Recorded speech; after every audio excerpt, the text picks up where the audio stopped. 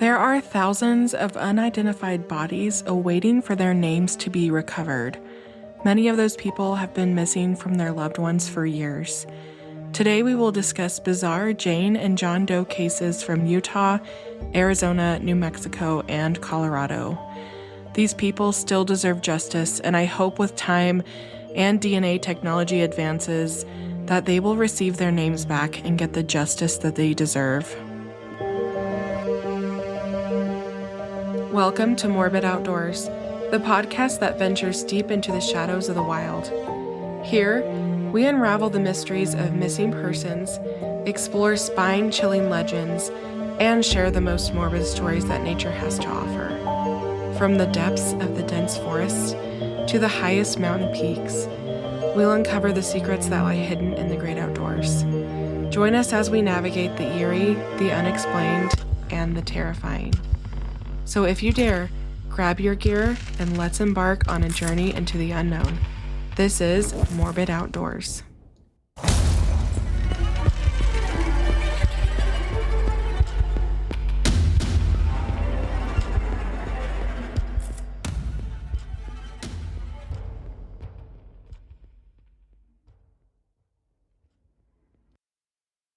Hi, everyone. I hope you're having a great Wednesday. Thanks so much for being here today. And thanks just for listening. The weather's been much nicer and it's bringing life back into my soulless body. So I'm super excited for the spring.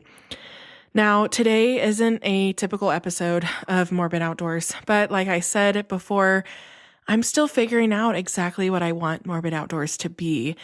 And part of that is advocacy. And so today, I'm going to cover some Jane and John Does today because these people still need attention and many podcasts don't cover them. And I think it is absolutely insane that there are thousands of people that have been gone and dead for years and their loved ones don't know that they're passed on. And so today I used a website called the Doe Network. It has thousands of unidentified remains listed on it, and I'm not even sure how often it's uploaded or updated, but you could spend hours looking and reading about these people who have lost their names and still need to be identified. And that's exactly what I did. I literally spent hours and hours and hours reading about these Jane and John Does.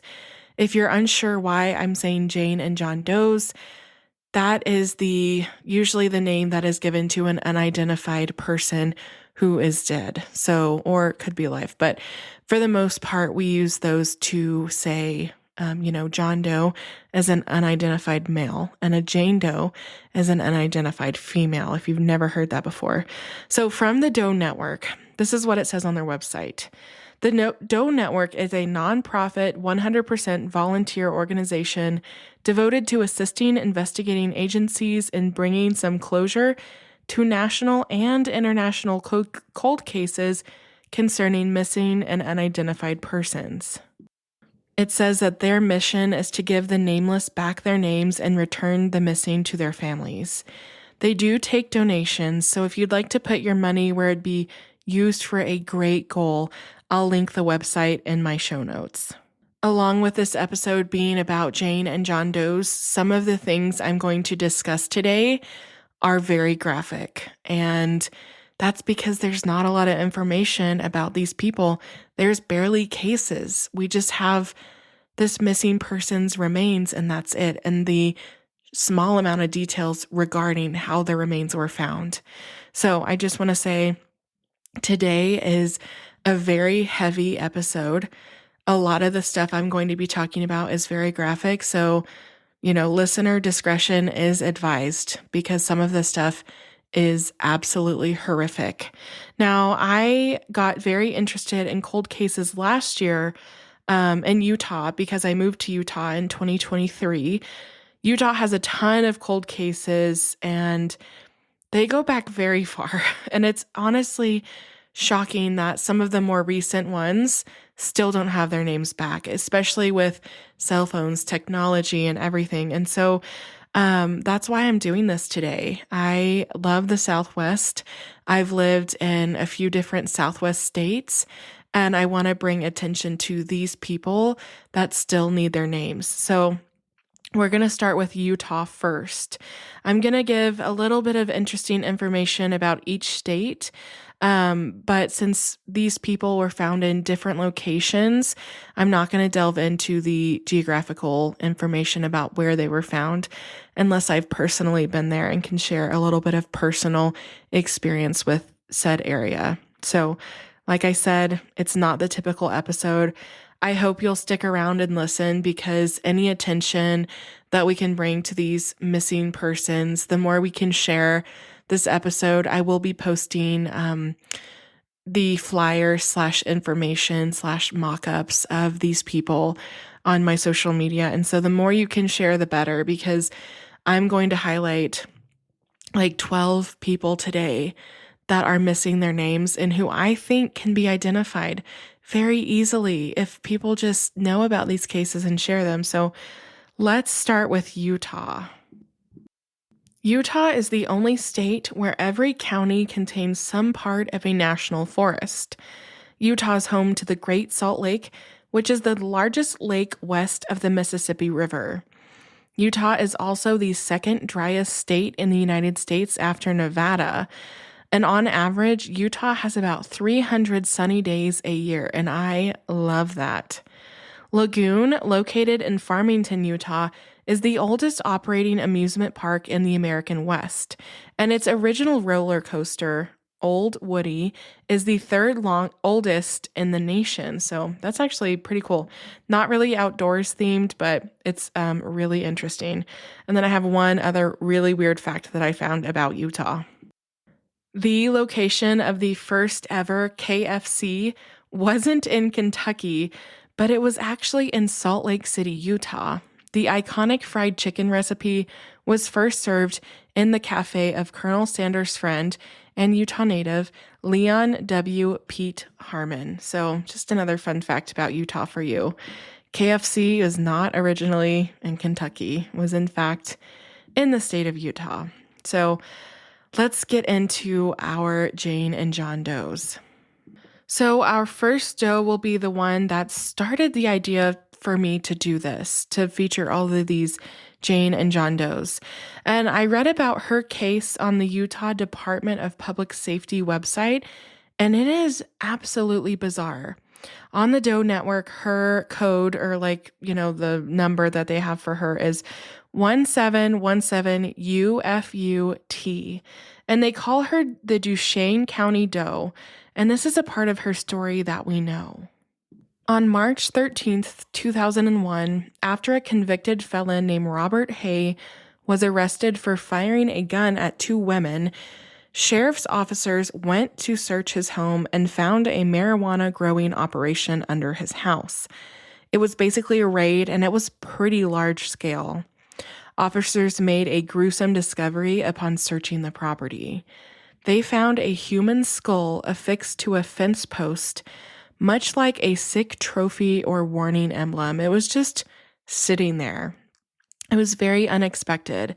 And due to the location of this area, many people, including investigators, assumed that the skull was from an indigenous person because much of this county consists of the Uinta and Ouray Reservation. They thought this woman probably died a century or more ago. Newspapers printed about it being an old skull. It was likely taken from a graveyard or a burial site. But this was not the case. So in the initial finding, they found the skull on a juniper fence post along with a coyote skull. It was photographed with the picture running in the Roosevelt newspaper, and it was turned over to the state medical examiner. The examiner found that it was very old and probably belonged to a young girl. But upon recent, and I mean recent in the last 5 years, upon recent forensic anthropological analysis, it was determined that this skull belonged to a modern Hispanic female who died 2 to 20 years before 2001, and there were no other bones recovered. They think she was between 17 and 25 years old and could have died between 1979 and 1999. The notable features about her were that she had bad dental health and that she was a Hispanic female. And that's pretty much all we know. I literally cannot believe it took them this long to determine that she wasn't ancient because so much time was wasted. These were the only skeletal remains that were found. So there's nothing about hair color, eye color, skin color, anything like that. They only found her skull, and that was it. And I'm not sure. I tried to do Googling, and NCMEC actually just released a new composite of her. And so I'm going to share that. So if you need to see that information, that is on my Instagram or Facebook page. But why did this guy have this skull on a fence post? Like, what in the hell? Who has a human skull on their fence post? And this guy obviously was dangerous because he fired a gun at 2 women. And I guess what I think happened, this is just my personal thought, is that they just initially assumed it was ancient. He didn't say anything about it after he was arrested. And it had been, I don't know, let's see, like 23, 24 years since they found the skull. And I think maybe I don't know, did he kill this person? Did he just find the skull somewhere? Where is the rest of her body? I don't know. And I don't know why they haven't questioned Robert Hay about this. And who knows, maybe they have questioned him, but they haven't made that public. So this is the Duchesne County Doe. And the photo that NCMEC put out, she's absolutely beautiful, and she deserves her name back, and her family deserves to know what happened to their daughter, their sister, their loved one. And so if you know anyone, 1979 to 1999 that went missing who was a Hispanic female aged 17 to 25, and I don't know, just share. I don't know how we can't get these people their names back. And in this case, so much time was wasted because of this assumption that these were ancient remains, and they were not. So that is the story of the Duchesne County Jane Doe. And if you have any tips or information about who this might be, you can contact Duchesne County Sheriff's Office at 435-738-2015. The next doe is a Jane Doe, and her identification number is 1411UFUT, and she was discovered on October 1st, 1970 in Washington County, Utah. The woman's remains were located 5 feet from the roadside in rural Washington County, Utah, about 20 miles away from St. George. The skeleton had been buried and was accidentally uncovered by a bulldozer. There was road construction at the time, and this was the last thing that the crew expected to find. The Washington County Sheriff's Office had an order to exhume the decedent's body in 2020 in order to collect DNA. But when they went to dig up where they buried this Jane Doe at, the gravesite had nothing in it, and no one could explain why, with the amount of time that had passed, why there wasn't a body in this gravesite. It's so weird. It's like, was this an error, or could this be a larger issue? And I would go further on to say a conspiracy. Like I said, this body was found in 1970, and then just 5 years ago in 2020, they had a court order to exhume the body for DNA. But when they went to dig her up, she was not there. And this Jane Doe, she was estimated to be between 20 and 60 years old, 5'2", probably around 140 pounds. And then her hair, there were a few strands of blonde or gray hair present, and her remains were skeletal. Who knows how long they had been there for? And so I find this one very, very fishy because I did some Googling. I couldn't find any follow-up, but this is just what was on the Doe Network site. So if you have tips about this Jane Doe, you can call the Washington County Sheriff's Office at 435-656-6644. Our last Doe out of Utah is a John Doe, and his identification number is 3944 UMUT. He was discovered June 24th, 1983, in rural Summit County, Utah. They estimated his death to be between 1982 and 1983, months prior, possibly November of 1982. His cause of death was homicide because he had been shot at the back of the head. So the story goes like this. A decomposed body was found under brush by a Forest Service ranger. The body, with a .22 caliber gunshot wound to the back of the head, was found by the rangers on the Stillwater Trail between Scow Lake and Christmas Meadows on the east side of the Bear River, about 25 miles due east of Wanship. Now remember, this is in a really rural part of the high Uintas. Police figure the body had been there since November 1982. Identification is difficult because animals had gnawed on the upper half of the body. It is believed that the victim may have been in prison in Arizona or Colorado. There is a suspect in this case, however, because an inmate in Utah State Prison confessed that he and a partner robbed and shot several men, and this John Doe was believed to have been a possible victim in the spree based on his confession. So this is it's actually a little bit strange because even though they have a suspect and a supposed confession, they have not released who the suspect is and really exactly what he said. Now, there was a note with this body, and it read, Marl Shia, it's MARLSHIA in all caps, 268-1473. The note also had the following on it. KAKALA, Brooklyn Ave, 11 Salt. It then had a name, Carl Dearden, DEARDEN, 855-2341. This is another thing that the note said. Home, 272-5093.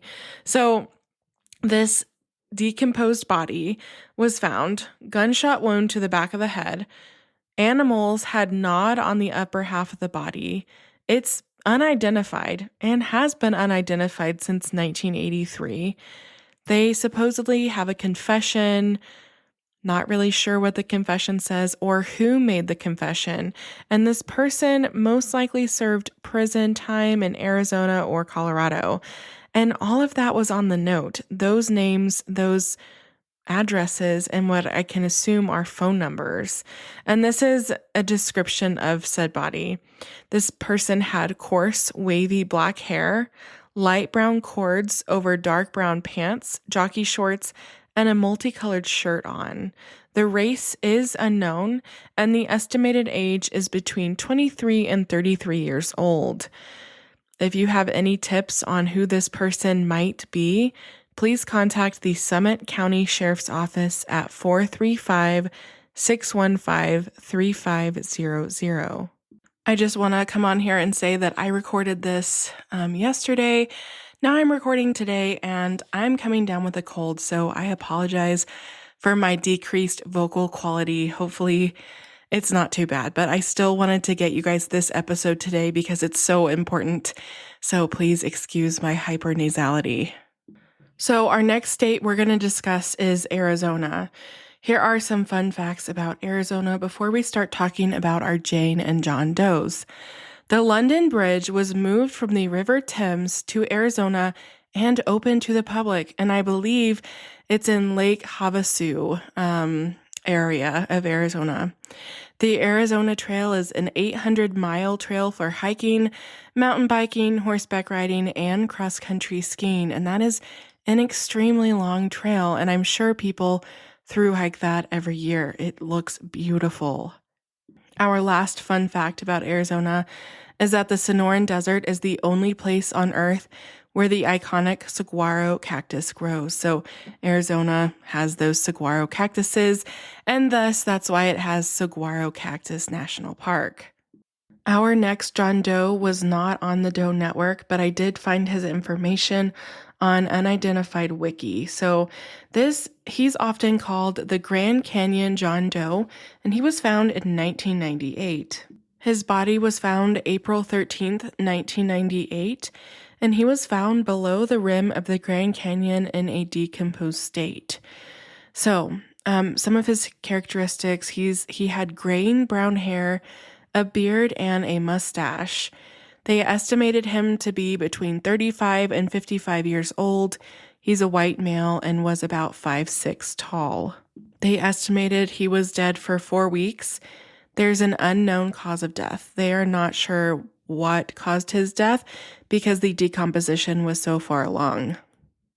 Near his body, they found a black baseball cap that was the brand Nike, 1 quarter, 1 nickel, 6 pennies. And on the body, he was wearing a gray, black, and purple Columbia pullover jacket. He also had a black EBTEC vest, off-white heavy wool or synthetic socks, black Zero glove, black The Gap t-shirt, green Zero heavy knit pullover shirt, brown and black Trafalgar dress belt with white metal buckle, Levi Strauss jeans, and a surgical scar over medial right knee. So he has a lot of identifying features, and there were actually, his clothing is a good indicator of who he might have been. Now, one thing that they did not find was an ID. That seems kind of silly to say since we're talking about Jane and John Doe's, but oftentimes these people are found and there's barely anything left of them. But this man was found about 4 weeks after his death, and they were able to get a really good sense of, what this man was wearing because they have it all. And I don't know, it's just so sad because obviously this is someone that people love and they want to know where he is or what happened to him. And he is so identifiable, of course, with the clothing, but also with the surgical scar over his right knee in the medial area. So if you know anything about this man or his identity, you can contact the Coconino County Medical Examiner at 928-679-8775. Next, we have a Jane Doe. Her ID number is 371UFAZ, and she is a Jane Doe. She was discovered November 5th, 1984 in Marana, Pima County, Arizona. They estimate her death just to be days prior before she was found, and her cause of death is homicide. Now, this is kind of what happened and when she was found. So the victim was located by a hunter about 28 miles west of Interstate 10 and about 1 mile north of Avra Valley Road in Pima County, Arizona. The hunter found the burned and decomposed body in a cistern in the area, which is frequented by hunters and horseback riders. The woman had blunt force trauma wounds, and it was unclear at the time if she was killed and then burned or burned to death. There are few leads apart from the jewelry that they found on her, and her jewelry is extremely identifiable. I don't know how this woman has not been identified yet, but basically a hunter found her decomposed body that had been set on fire in a cistern. And this is a really remote and rural area, and really only locals would know about where to hide a body in this place. So this woman was estimated to be between 50 and 85 years old. Her race is unknown, but they think she was 5'4" to 5'8" tall. Her hair was medium brown, and her eye color was unknown. And then the one thing that they did list is that she may have given birth in the past. I don't know exactly how they know that, but that was noted on here. So her jewelry was yellow metal jewelry, and some had small medallions, one reading B-STER, and some keys. A ring on the right hand had a wide band and an open cut design. And so for her, I don't have what she looks like, but this jewelry should be very identifiable and there are inscriptions on it. So if you know this woman or who she might be, you can contact the Pima County Sheriff's Department at 520-724-8600. Next, we have another Jane Doe from Arizona, and her case number or her ID number is 162UFAZ. She was found June 24th, 1996 in Maricopa County, Arizona. Now, her estimated death was just minutes prior to her being found.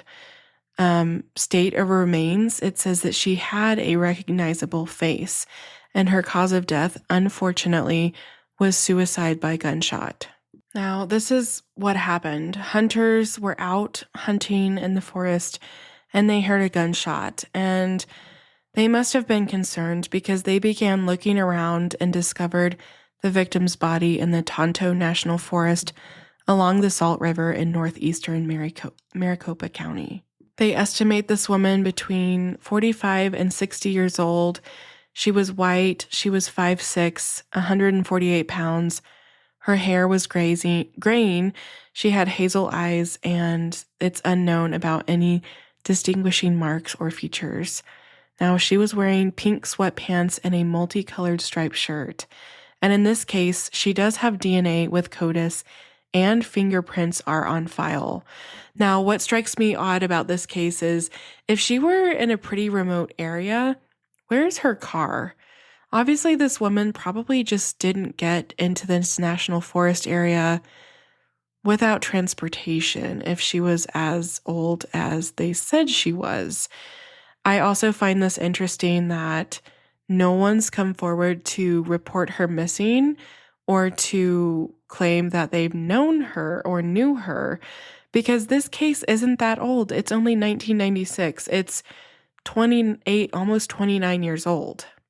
I just think it's interesting how we have DNA and fingerprints, which is rare with some Jane and John Does. And she was immediately found. I mean, just a few minutes after she shot herself, and no one knows who she is. And she's been unidentified for 28 years. It just blows my mind. And so when I read about this one, I was shocked because where's her car? How did she get out there? Did someone drop her off? Was this assisted suicide and the other person left?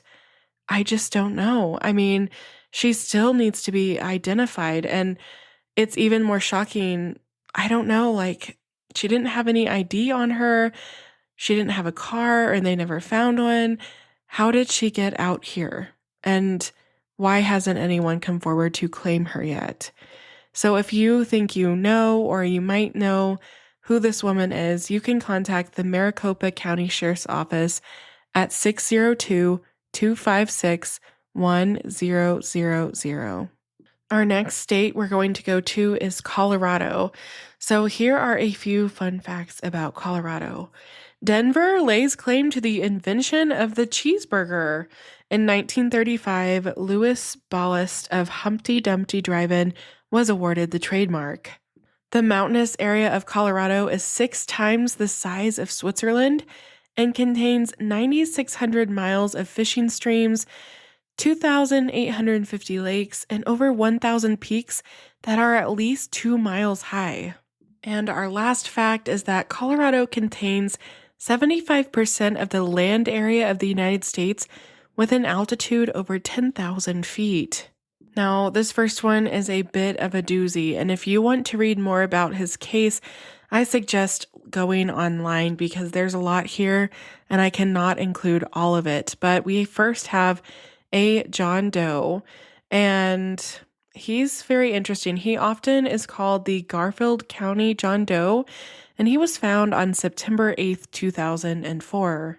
This man was found at Flat Tops in the White River National Forest in Garfield County, Colorado. They estimated his death to be no more than 5 years prior to his body being discovered, and he was only skeletal remains. His cause of death is unknown, and they think it might be natural cause of death. But basically, some bow hunters discovered the man's skeletal remains inside a tent at a campsite in a remote area just north of Glenwood Springs. They estimate him to be between 27 and 65 years old. He was a white male, and his height might have been 5'11" to 6'2". One distinguishing feature about this person is that he suffered from severe degeneration in his back and neck, and most likely suffered severe back pain. They also said this man was a smoker. So the clothing that he had was a brown and black Timberland hiking boot, size 9. Unfortunately, his trousers had rotted away, so we don't have any information about them. But there were fragments of a sleeping cushion, blue backpack, and brown sleeping bag. There actually was a lot found with this person, including a yellow-green plastic poncho, a belt, a pair of blue wool socks with duct tape around the toes, and a blue and black JanSport backpack. The toiletries that were found with him were a blue hairbrush, an empty Tylenol bottle, fingernail clippers, tweezers, a pack of foam earplugs, and a package of razor blades. He also had cash in the form of 6 $100 bills, one $10 bill, one $5 bill, and 5 $1 bills. All of these bills dated no more than 5 years prior, which is why they estimate his death to be about no more than 5 years prior. They did find bedding, including a green camping pillow and slumberjack sleeping bag. He did have a green Eureka Dome tent, a butane stove with 2 fuel cans, a Sweetwater filtration kit, a tent repair kit, 2 green plastic military-style canteens, a round red and blue canteen, a compass, aluminum cooking pot, a spoon, and 2 drinking cups. With him, he also had 2 National Geographic moisture-proof trail maps of the flat tops with a route drawn across them to the area where his remains were discovered. He also had a few games, and one of them was a 4-in-1 Radio Shack game and pocket-sized battleship. He also had sunglasses, reading glasses, a magnifying glass, and a pair of silver Sharper Image binoculars. He also had cigarettes, which is why they know he was a smoker, and 8 multicolored butane lighters. So, along with that, he also had a bell, pepper spray, and a roll of duct tape. But the most interesting thing that he had with him was a green pocket-sized spiraled notebook with hand-drawn artwork depicting a heart with figures inside, including what appears to be a cat. The first page of the notebook is addressed to Lib and begins, quote, "I should write, in my case, my situation here doesn't improve. This may be the end of my journey," end quote. And then he goes on to write about, "Would like for you to claim the body, services or memorial, cremation." There's a lot more text and writing, and the Colorado Bureau of Investigation and analysts, they said that the writer's point is not clear. They also said that he was basically, it's like he was writing a letter to someone, except a lot of it is difficult to read because of the rain and all of the years of exposure to the elements, but they're not really sure what this person was trying to say. Obviously, this man intended to be out here because one of the maps they found drew the route back to the place where he was found. Now, he was likely living out in the woods for some time, although they're not sure how long. But the letter kind of changes everything.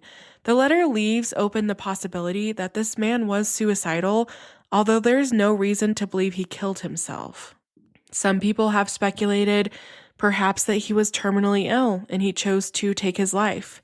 The man could have also succumbed to an unexpected illness or injury while on an outing at Flat Tops. A lot of this case is conjecture.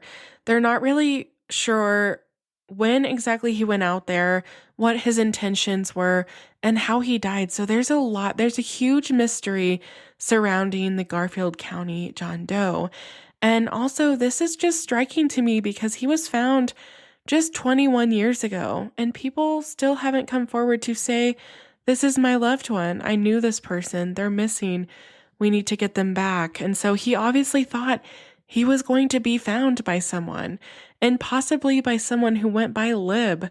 They are just not sure.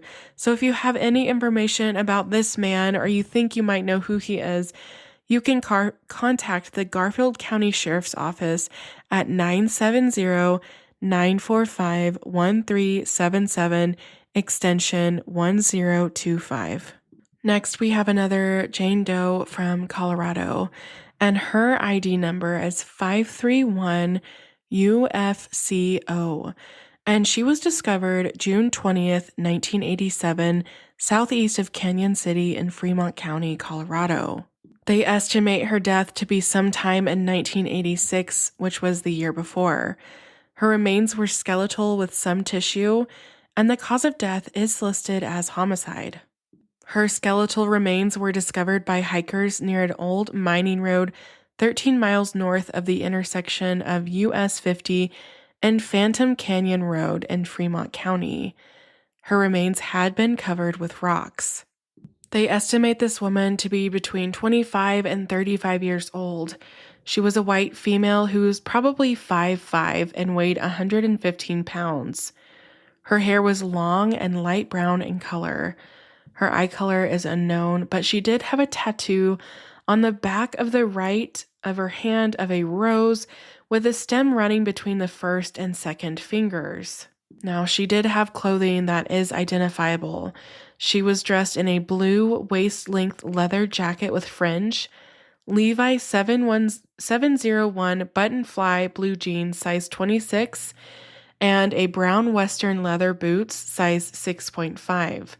She was wearing numerous rings on both hands, including a mother's ring, emerald diamond ring, cameo ring, and there was also a beaded necklace. Additional items that were found with her was a safety pin with a key, a lapel pin from Lake Arrowhead, California, lip balm, cigarettes, and a book of 7-Eleven matches. Now, she was found in a remote area, and it doesn't list the actual cause of death, but just homicide. So someone did murder this woman and then bury her body with rocks so that she wouldn't be found. So if you have any information about this woman or who she might be, you can contact the Fremont County Sheriff's Office Agency 719-276-5548. Our last Doe of Colorado for today is a John Doe with the ID number 1550UMCO.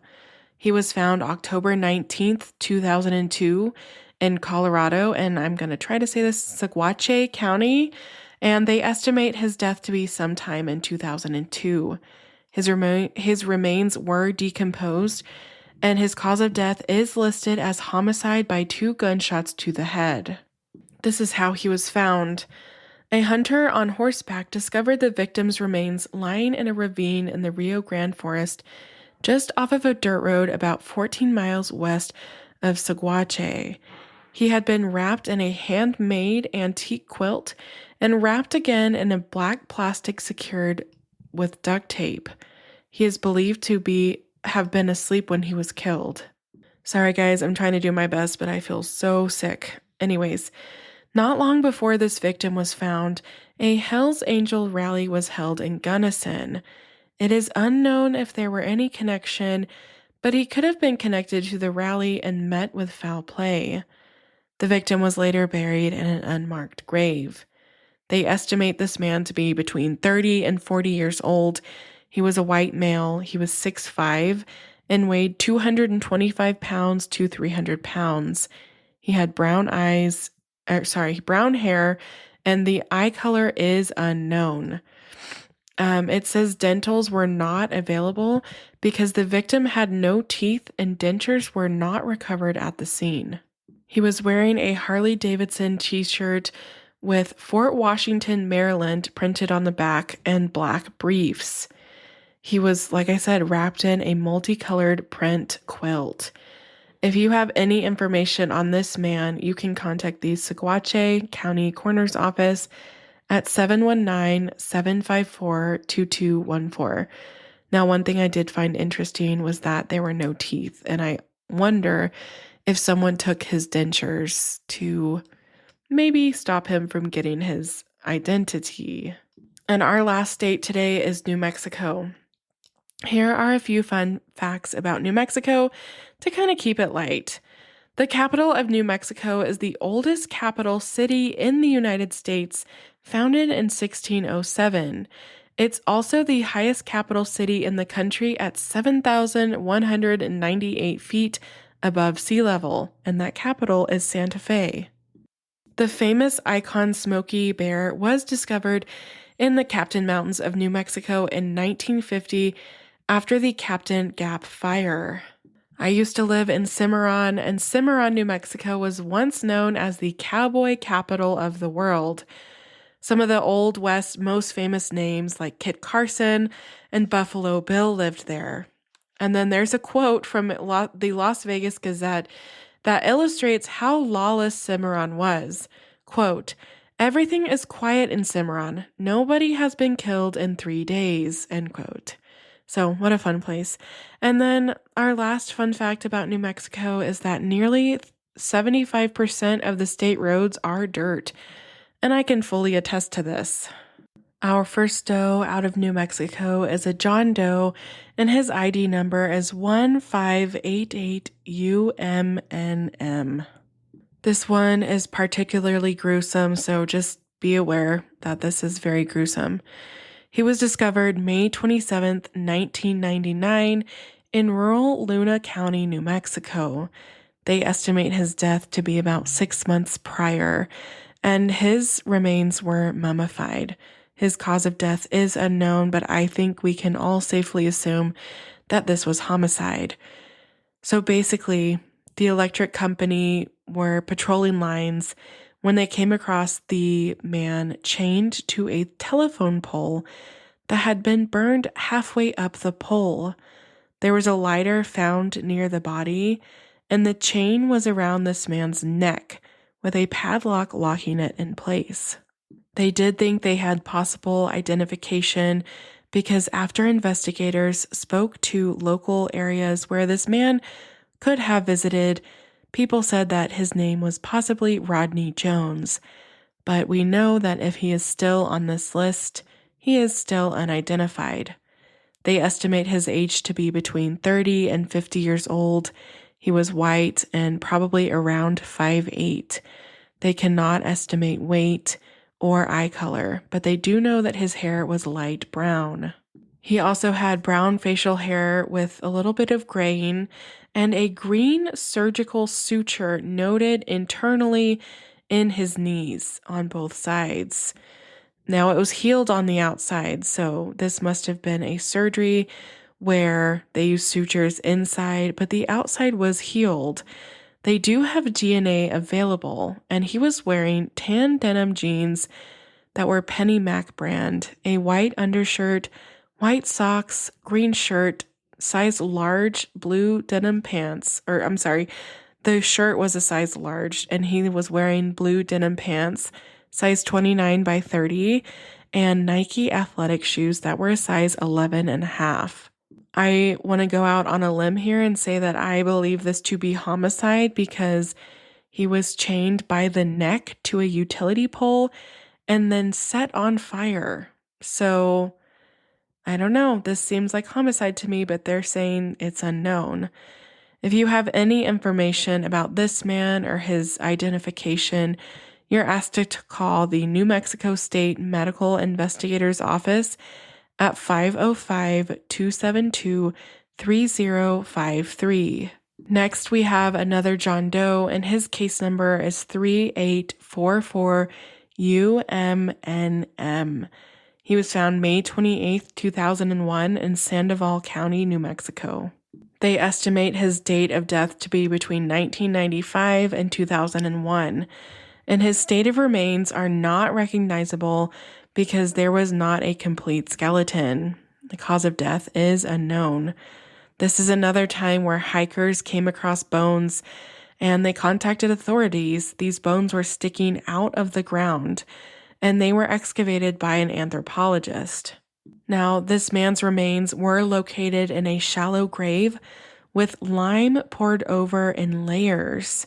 The anthropologists believe that the skull that was located did not match the mandible and that there may be two different persons.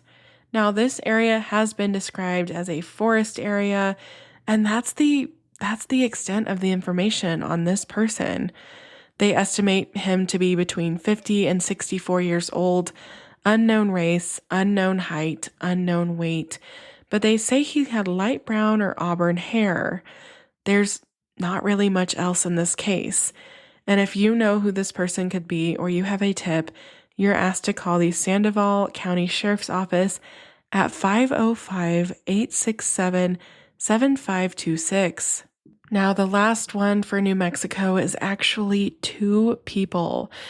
The first one I'm going to talk about is John Doe, and these two people were found together. Now, his ID number is 4095UMNM, and these people were recently found. I say recent, 2020 seems like yesterday, but he was found June 25th, 2020 in Pinos Altos, Grant County, New Mexico. They do not have an estimated date of death, and the skeletal remains were partials, so there's not even enough to have a full skeleton. The cause of death is unknown, but I think after reviewing what was found with these people, I can assume it might have been a murder-suicide. Now, these remains were found on U.S. Forest Service clearing brush due to advancing forest fire. So they were in a national forest and they found human remains scattered across a large area with clothing. A loaded .35-7 revolver. Sorry, I'm not a gun expert. This gun was found near the remains along with a note.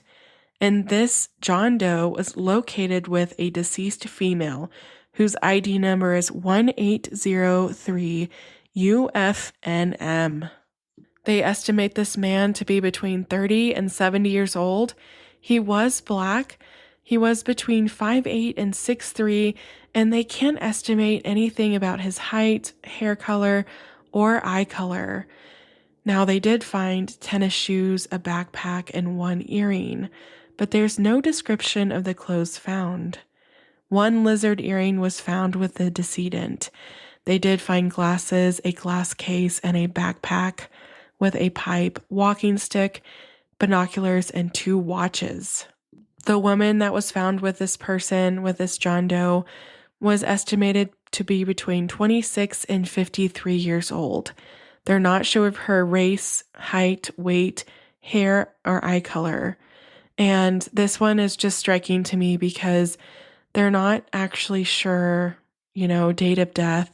They could have been out here for a very short time.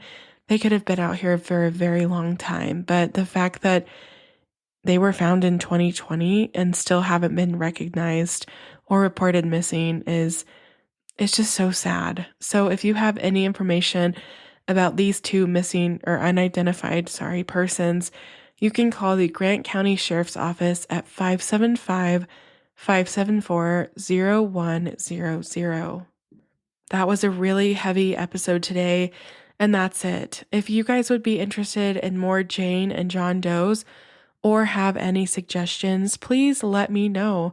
I'm open to suggestions and feedback, and going over Jane and John Does is something that I'm very interested in because these people often do not get the press that they deserve. As always, recreate responsibly, and remember, sometimes the great outdoors aren't always great. Thanks for listening to Morbid Outdoors. If you're enjoying what you're hearing, make sure to subscribe to the show on your favorite podcast platform. It's free, easy, and it helps us out immensely. When you subscribe, you get updates on our latest episodes, and it also boosts our visibility, making it easier for other curious souls to find us. Another great way to support Morbid Outdoors is by leaving us a review. Whether you're on Apple Podcasts, Spotify, or wherever you listen, a quick review helps us know what you love about the show. Find us on Instagram and Facebook at Morbid Outdoors Podcast. You can email us case suggestions and your campfire stories at morbidoutdoorspodcast@gmail.com. Thanks so much for the support, and I'll see you next time.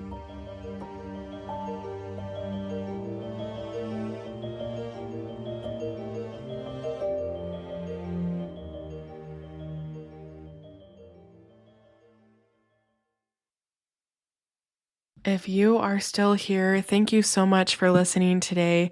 I am so sorry. It was like overnight. I think I have a head cold and I hope it's not the flu, but I don't know. It might be the change in weather. It's like in the 50s today. It feels great. And then it's supposed to snow again later this week. So I'm just trying to hang in there. My throat hurts. My voice is fatigued. And I appreciate you listening, even though I had not the best vocal quality today. So I would like for you guys to let me know if you'd be interested in a Patreon. That's something I'm thinking about launching. And if that's something that you like or that you would be interested in getting extra content, please let me know. I would love for you guys to kind of tell me what you're looking for in Morbid Outdoors. I hope you guys have a great Wednesday, and I will see you guys next week. And hopefully I feel better and my voice sounds better. Thanks so much, guys, and I hope you have a great weekend.